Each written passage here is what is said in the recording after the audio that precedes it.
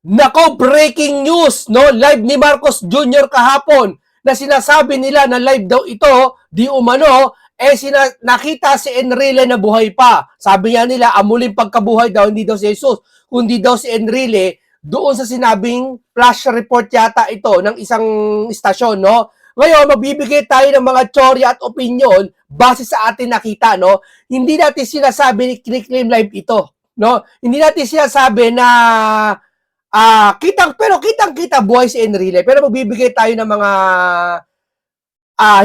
pasensya na kung hindi batay sa inyong gustong marinig, hindi batay sa inyong gustong mangyari, pero magbibigay tayo ng matatalinong opinion na dahan-dahan tayo, baka nalilinlang lang tayo, no? Baka naman tayo ay nalalansi lang, ika nga, no? Ngayon, sa live po kasi doon po sa speech po ni Auntie Claire, sinabi po niya na ang Pangulo ay malusog at walang katotohanan at fake news yung sinasabi ng karamihan na may sakit daw na maluba ang Pangulo at wag daw dapat itong paniwalaan. Pakinggan natin dito po sa kanyang pahayag ni Auntie Claire.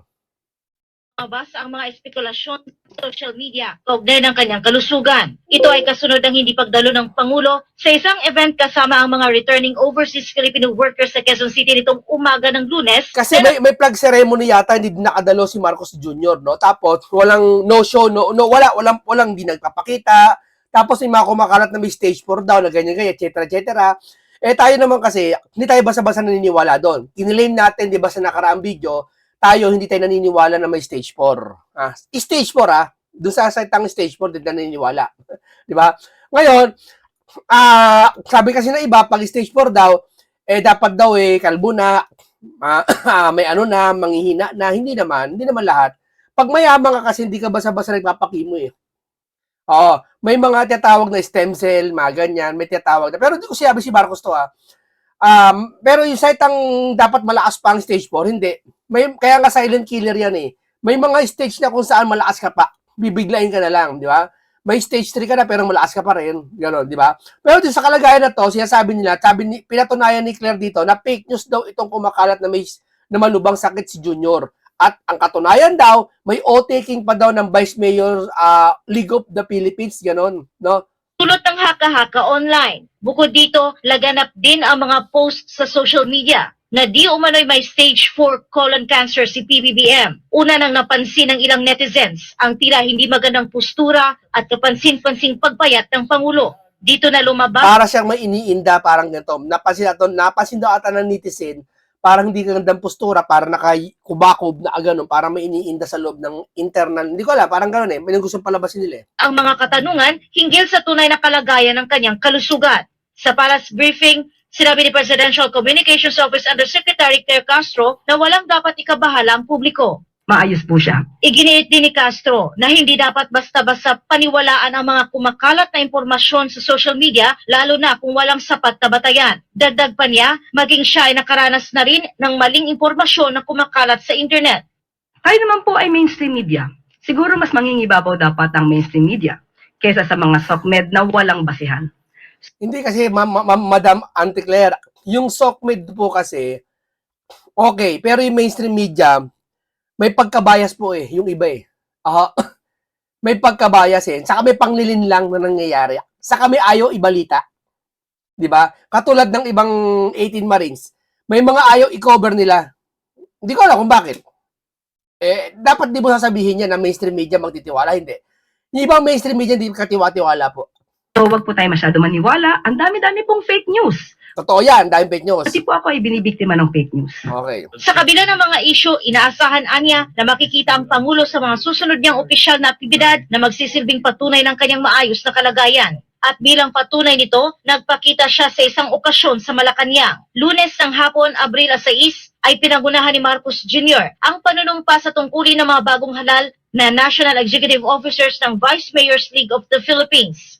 Sa kabuang 42 vice mayors, 29 lamang ang nakadalo sa nasabing aktibidad. Ayon sa palasyo, pinili ng ibang opisyal na lumiban sa aktibidad para makatipid ngayong panahon ng krisis. May ilan din umanong hindi pinayagan ng kani-kanilang mga alkalde. Para sa Diyos at Ngayon, ito po dito po, ito kasi live daw to, itong yung portion na yung live yan.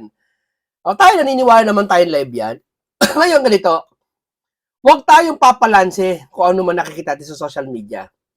Baka ito ay tanim fake news lang, na alam mo, kasi ang hirap pagkatiwalaan niya pati mainstream media. Hindi ko alam kung hindi ko alam kung kayo tayo maniniwala eh. Basta ako naniniwala ako sa Net25, saka sa SMNI.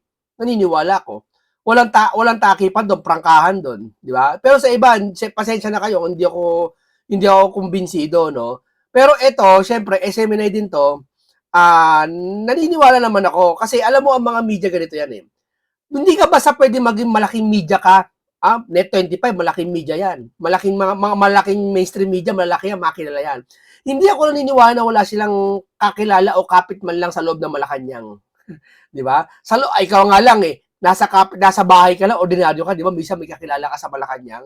Yung kapitbahay mo, yung pinsan nun, ay taga Malacanang, gwardiya ng Malacanang, may kapit ka kahit papaano, ordinaryong tao ka lang ha. What if pa kaya itong mga malaking mainstream media na malalaking kapit na sila kagad magkakaroon ng alerto kung yung binabalita nila is hindi live. Nagets nyo? Maaring sa pagkakataong ito, live yan. Oo. Totoo na si Marcos Jr., sa akin lang, huwag kayo magagalit kasi hindi sasang-ayon sa gusto nyo ngayon eh, yung gusto nyo mangyari. Hindi ko kinakampihan si Marcos Jr. Maaaring totoo ito, pero hindi ko kiniklaim na 100%. Ha? Pero sa aking opinion lang, yung binabalita kasi, sabi ko nga, hindi ordinaryo mga malaking media to. Hindi po pwedeng wala silang kapit sa Malacanang, may impormasyon na malalaki. Kung may impormasyon sila malalaki sa Malacanang, sana binalita na nila na, ito hindi live to. Ha? Pwede nilang sabihin yan, hindi, binalita pa rin nila, meaning live yan. Meaning talaga, si Marcos Jr. yung nakatayo dyan. No? Pero, nagkakaroon ng doubt, maski ako, nagdududa rin ako eh, na ano ba talaga to, live o sino sasabi ng totoo? Kasi may mga taong hindi mo rin masisisi. Katulad ng mga personalidad na sinasabi na ito daw, itong larawang ito, yan nakita niyo, yan, larawan na yan, yung video na yan, matagal daw nangyari. Hindi natin ba sabing fake news si Mr. J. Sonsa? Ito, hindi ko pwede sabihin fake news siya kasi maaring siguro ito yung kanyang pananaw na hindi rin na pwede makapag-ambag. Ang sabi niya kasi dito, alam ko ang Vice Mayor League Philippines ay nagpulong at naghalal na ng mga bagong opisyal para sa 2025 hanggang 2028 noong November 25, 2025 sa bisa ng circular date October 30, 2025 na nilagdaan ni DILG Officer in charge Yusek Romero. Siya nga pala, napanood ko yung inilabas, posted social media used by mainstream media sa RTBM, Radio Television Malacanang, ang o-taking ng Vice Mayor League nga, speech ni PBBM kahapon, April 6, 2026. Nireview ko yung mga pagmumukha ng suot ng mga nanunumpang bise mayores sa Pilipinas at ang Pangulo mukhang kapareho ng pagmumukha ng suot ng barong Tagalog nung nanumpan opisyal noong June 8, 2023. Ito daw yon. Ikumpara nga natin kung tandaan niyo yung itsura, ayan kamukha ba nandoon sa kabila?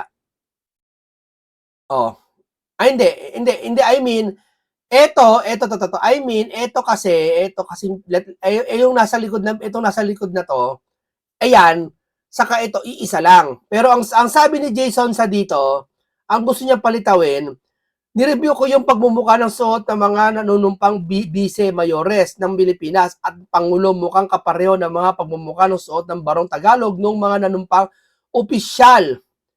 Hindi ko alam, hindi naman niya nilabas kung ano yung 2023 na opisyal kung sino yun Mga kung tingnan natin to banda. Ito, buhay na buhay pa ang Pangulo PBBM, pinangunahan ng o-taking ng Vice Mayor Malacanang.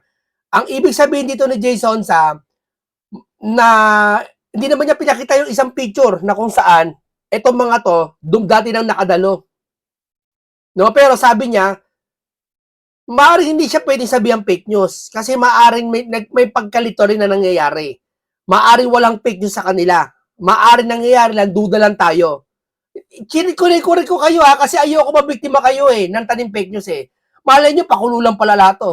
Edit kayo dali. Di ba? Nakuha nyo ako, hindi kayo madadali nito. Di ba? Ingat kayo sa mga ganito. Di ba? Malay nyo, sabi ng iba, chismis lang, palakit butas lang to sa taas ng gasolina. na kunwari may nawawalang ganyan, kunwari nagkasakit, kunwari, di ba, ayaw magpakita. Parang gano'n, di ba? Parang gano'n. Hindi ati alam. Palusot lang pala to. Hindi ati alam niya, no? Kaya dahan-dahan tayo sa ating nakikita sa social media. Ngayon, pero ito, ayon naman po dito na nakita si Enrile. I-play natin, no? Dito kasi sa post ng Super Radio, sabi nila ganito, totoo, no? Sabi kasi, nagla-live daw ang Pangulo habang sasalita sila. Ayan. Oh. Dito kasi ang suot ng Pangulo, naka-polo. Polo lang siya, walang sleeve. No, ayan, oh. Kita nyo? Lalakihan ko, Oh, ayun si Enrile. Nakita nyo si Enrile? Ulitin ko. Ayan, nakita nyo si Enrile kung saan? Ulitin ko banda. Ayun. Nakita nyo si Enrile? Ayun. Nakita nyo si Enrile? Buhay pa. Dito. Ngayon, sabi nila, ayan, para lumalabas kasi dito, isang flash report to kung saan sinasabi nila na si Marcos ay nag-live. Actually, hindi pa nangyayari ang live na to. Para sa akin hindi naman siguro nagkakamali itong Super Radio. Hindi ko kinakampihan sensya na kayo, hindi ko kinakampihan maging matalino lang tayo. Baka tanim lang to 'Di ba? Nalilinlang lang tayo, magagaling to mga to. 'Di ba? Mas mahuhusay ito kaysa sa atin, matagal na rin to sa social media to mga to. Maaaring ito flash report lang to. 'Di ba kadalasan pa nagpa-flash report tayo kahit anong picture ipakita natin, kahit luma. Halimbawa, Marcos Jr. nag-live ng ganito. Iba papakita mong picture kasi yun ang meron kang video na ayaw mong gamitin muna yung iba kasi baka ma-copyright ka. Yun hindi ko alam kung baka ito yan nila. Baka ma-owner, copyright owner sila. Nagpakita mo na sila kung saan nagsasalita si Junior, nag-i-speech, pero alam naman nila hindi live yon. Napagkamalan live lang kasi nga sa pagkakasabi ng narrative nito, ng bidyong ito, na kung saan, ito ayoko i-play kasi may sound makaka-copyright din tayo. Ayan dito kasi sinasabi, Marcos Jr., bubud ko na lang, Marcos Jr. nag-live ngayong araw at sinabi, malusog siya, tapos pinakita si Enrile. So sa akin palagay, hindi naman nila siguro sinasadya to. Sa akin lang parang flash report lang to na kung saan, pwede mo ipakita si Mike Enriquez dyan na nagsasalita, pero hindi mo ibig sabihin na yung actor na yun, ginamit mo lang yon para mabuo yung video. Gets nyo? Sa mga nag-edit, alam nyo, mga vlogger, mini vlogger, alam nyo yan. Di ba? Pag nagna-narrative na sinasabi, isang ganyan-ganyan, Marcos Jr. nag-report ng ganyan. Pwede ka magpakita ng anong video kahit kahit yung mga nakaraan pa kahit 2016 pa. 'Di ba? Kahit Pangulong Duterte niya parang ganito. Pangulong Duterte, 'di ba nasa dahig si Duterte ngayon, nasa dahig, no? Pag pwede nila i-flash report ito yung mukha ni Duterte. Pangulong Duterte, hindi pa makakalaya dahil sa ganon. Yung ba pag nakita mo sa video na si Duterte sasalita, sasabihin mo, akala ko ba hindi pa nakalaya, ba't nagsasalita? Gets nyo? Yung ba gaganunin mo? Tingin ko gano'n nangyari ngayon Kasi dito nalito yung tao. Ang ano kasi ngayon, si Marcos Jr., akala kasi ng iba, wala si Marcos Jr. Dito kasi, sinasabi na nag-live si Marcos Jr. tapos nakita si Enrile.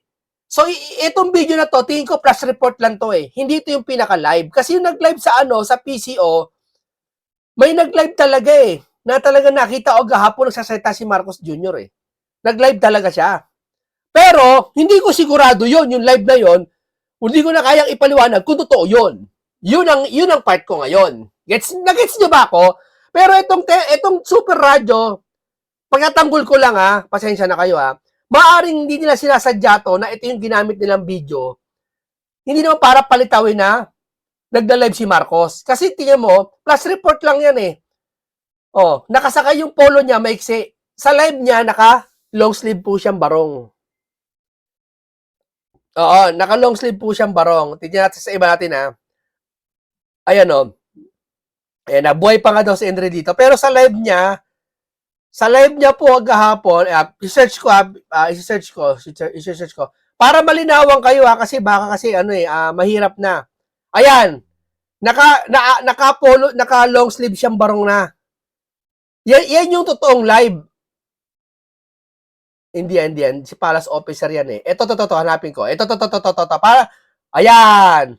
And that's why I'm stressing that we, the national government, will do all we Yung kanina sa Super Radio, maaaring flash report lang yon, na narrative lang na napagkamalang live. Gets nyo? Bunting kaalaman, bumabaliktad ka na. Bunting kaalaman, bago pa niya tatanggol. Hindi. Para sa inyo to. Kasi pag naniwala kayo doon, ika-counter kayo nila. O hindi kayo talo.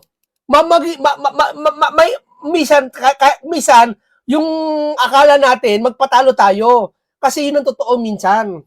Huwag kayo padalos-dalos. Katulad nito, ito yung live talaga.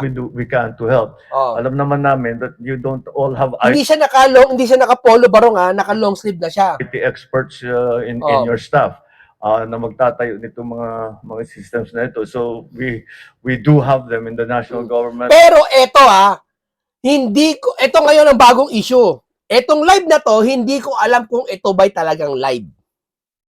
Wala akong impormasyon na dyan. Wala na akong kakayahan dito malaman no ito ay live o hindi. Kung hindi ito live, And even in the private sector, kung hindi ito live, problema to. Dito masasabi, nasa ng Pangulo. Kung hindi ito live. Pero tingin ko live, ayoko magsabi kung tingin ko, pero hindi ko sigurado kung live to. Yun lang yun ang katayuan ko ngayon. Gets nyo?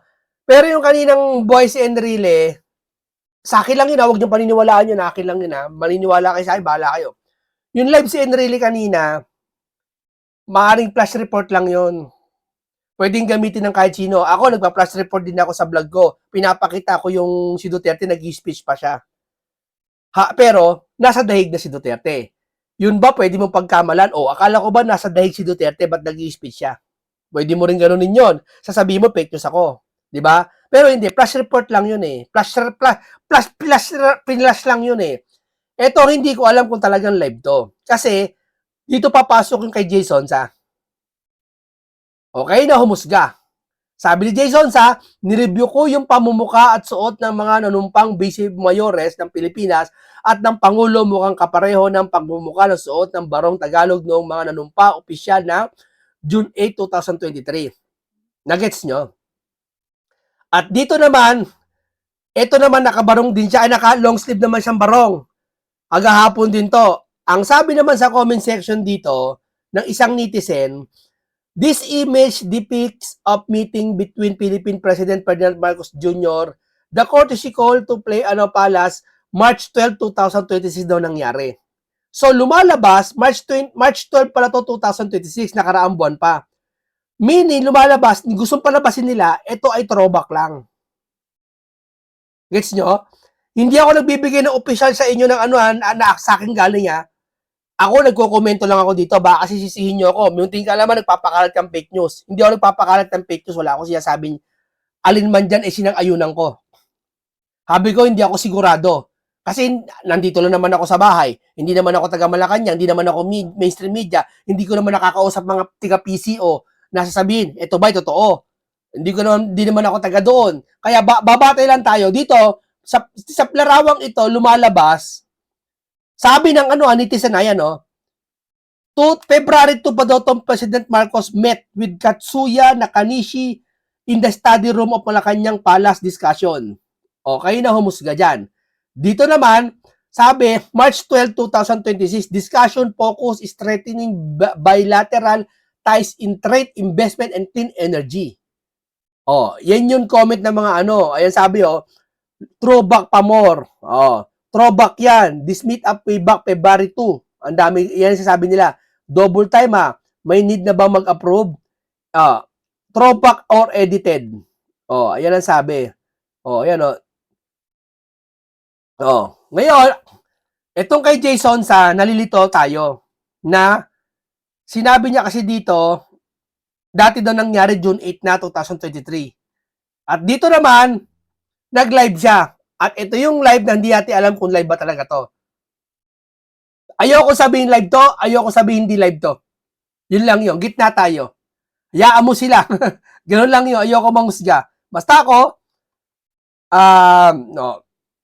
Yun sabi ko. Ngayon, dito naman po, teka lang dito naman po kay Enrile, huwag kayong masyadong papalin lang Hindi porket nakita nyo si Enrile dyan, sabihin nyo live niya. Baka ma-counter kayo. Sabihin sa inyo, flash report lang talaga yan. Yun lang yun. Nagigets nyo ba ako? Ngayon, pakinggan natin ngayon itong si Kuya Park. Dito ating babalang murarin, dito ating giging kuno. Ito si Marcos Sr. Pati mga congressman na magnanakaw at mga politikong magnanakaw ng mga korap. Ayan kanina, meron akong pinost dyan na picture dyan na April 6, 2026 na live ni Marcos kanina. Na nakakapagtaka bakit andyan yung matandang matagal lang namatay. Tagal lang namatay nung tao, nakabisita pa sa live ni Marcos kanina, di ba? Shout out sa inyo from Cotabato City, Solid Duterte. Thank you very much Yun ang paniniwala talaga ni Kuya Park na live yon. Pero sa akin sabi ko hindi naman live to Flash report lang to Sinabi lang live. Ngayon araw na to, sabi dito sa balita, ngayong araw to live si Marcos Jr. pero ginamit tong video to. Siguro ang pagkakamali na itong istasyon na to, bakit kayo gumamit ng video, splice video, gagamit kayo dapat malapit-lapit sa date natin na wala si Enrile. Napagkamalan tuloy kayo na nire-report nyo live na nandiyan si Enrile. Gets nyo na? Gets nyo na? Sandali. Okay. Tuloy natin kay Kuya Park. pag-support. Okay, Si Kuya Park, ito yung nagrarally na sumisigaw sa kalsada na talagang pinapalagot niya yung mga kawatan. Duterte. Diba mga kababayan, no? Paano nakapunta yan si, dyan? Kung live ni Marcos kanina, April 6, 2026, tapos magbisita yung patay na matagal na. Matagal na kasi hinahanap si Marcos. Ilang araw na si Marcos hinahanap ng mga tao. Hindi matagpo-tagpuan kung saan si Marcos. May umuugong-ugong na mga balita. Pero ito agahapon, totoo, sabi nila, totoo nag-live daw si Marcos. Pero para makasiguro, papasok tayo dun sa sinasabi ng papakita ko sa inyo Sige, papakita ko sa inyo. Papasok tayo dun sa sinasabi na kung saan ito, kita nyo to, yan. Ganito ang proof of life at hindi caption lang. Kasi nung panahon ni Pangulong Duterte, nagkaganto na rin na si Duterte daw hindi nagpapakita ilang araw kasi may sakit daw o baka daw tigok na, gurgur na daw. Ngayon, si Duterte nagpakita ng isang dyaryo na kung saan yung araw na yon na publish yung dyaryo, pinakita niya rin sa picture, hindi araw na yun. So, ibig sabihin, buhay na buhay. Hindi pa, ito 2017 to 18, hindi pa uso AI nito. Ito yung panahon na kung saan proof of life talaga. Ang sinasabi ng iba, na kung talagang gusto ng proof of life, hindi yung mga live. Kasi yung live nadadaya Totoo, hindi. Sino man mahilig mag-live dito? Di ba? Ang live nadadaya. Pwede kang hindi ko alam kung naka-record video na, nakalagay lang live. Pwede, di ba? Kaya, hindi natin pwedeng ma-perfect kung talagang gusto natin paniwalain ng tao na talagang tayo ay existido pa. Sabi ng mga netizen, kailangan dyaryo daw na may hawak siya at magsalita siya na patunay na andyan pa si Junior. Yun ang gusto ng taong bayan. Meron siyang cancer. Meron siyang nakumatos daw siya. Hindi na siya nagigising. Ay, naku talaga mga kababayan kung ano-anong balita. Sabi ko, porkit hindi na nagkapag-live yung mga presidente natin, sasabihin yung may mga sakit. Gusto kasi ng taong bayan, Marcos, na ikaw yung nagbabalita, nagbabagang balita, o nagbabaga ang baga mo sa pagdanakaw mo sa pera ng taong bayan. Pero ito alam nyo kung bakit laging pinagkakamalan silang fake news? Alam nyo? Kasi diskumpiyado tao sa kanila Walang tiwala yung taong bayan sa kanila eh. Minsan na silang nagpakalat ng ibang fake news. Di ba? Doon sa nangyari sa KOJC yata yun. Di ba? Nalilito ang taong bayan. Hindi siya nakakakuha ng totoong impormasyon, ng totoong kasagutan sa lahat ng katanungan. Example na lang ito. Itong investigasyon sa flood control issue. Nagsalita si Toby Chanko.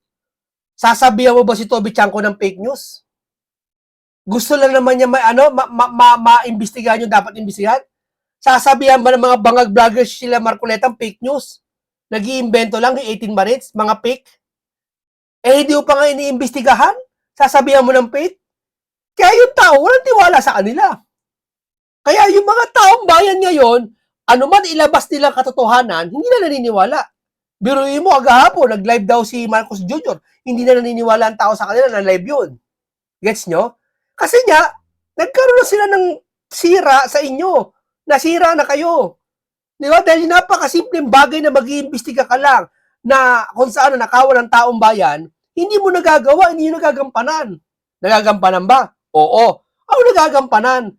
Eh kung nagampanan niya si Pinky, nag-imbestiga na.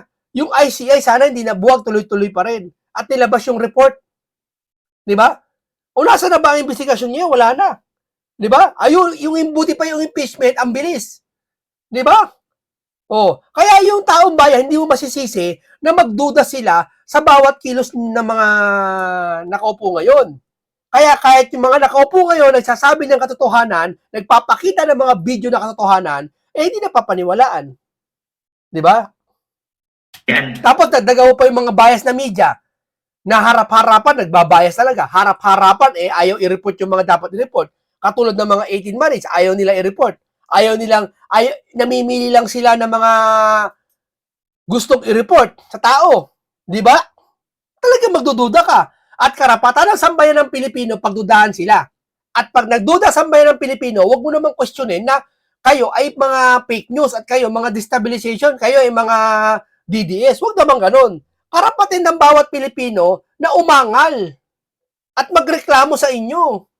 Di ho ba? Walang pinagkaiba sa customer. Kapag yung customer nabigyan ng panis na pagkain, karapatan din naman niya magalit. Karapatan niya questionin yung may-ari ng tindahan, bakit ganito? Bakit may langaw tong pagkain ko? Bakit kulang ginto? Bakit kulang? Bakit ang mahal nito? Oh, yung ba pag sinabi niyang gano'n, kukontrahin mo, wala kang pakialam, kumain ka na lang dyan. Gaganin mo ba? Hindi.